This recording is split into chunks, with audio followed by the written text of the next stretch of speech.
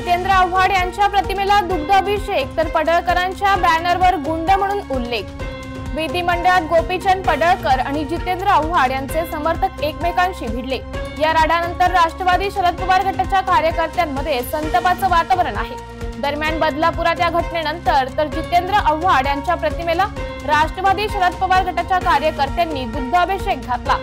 फुले शाहू आंबेडकरांचे पुरोगामी विचार मांडणारे जितेंद्र आव्हाड यांचा विचार दाबण्यासाठी त्यांच्यावर हल्ला करण्याचा पडळकर यांच्या गुंडांचं सगळं नियोजन होता असा आरोप यावेळी राष्ट्रवादीच्या कार्यकर्त्यांनी केला।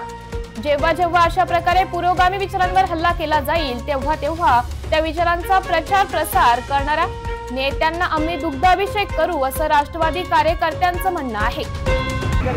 का महाराष्ट्राचं राजकारण कलंकित होत आहे। कधी नव्हे विधिमंडळात कधी आजपर्यंत झालंच नाहीये आणि अशा प्रकारच्या घटना निंदनीय आहेत। एखादा सत्ताधारी तुमच्या हातात सत्ता असेल त्याच वेळेमध्ये तुमच्या हातात रट्टा पण असेल, पण असं होत असताना महाराष्ट्राच्या विधिमंडळाचं नाव अख्ख्या देशामध्ये जगामध्ये या फडणवीस सरकारच्या भाजपच्या सरकारच्या अधिपत्याखाली खराब झालेले आहेत। आणि आमचे नेते बहुजनांचे नेते पुरोगामी विचारांचे खंदे समर्थक आव्हाड साहेब यांच्यावरती वारंवार मानसिक राजकीय टीका टिप्पणी हल्ला जर होत असेल तर त्याचा आम्ही कदापि सहन घेत नाही। याच गोष्टीचं म्हणून की जेव्हा जेव्हा अशा विचारावरती पुरोगामीवरती विचारावरती हल्ला होईल तेव्हा तेव्हा त्या आम्ही अशा विचारांना आम्ही समर्थक जे असतील विचारांचे त्यांना आम्ही दुग्धाभिषेक करणार आहोत।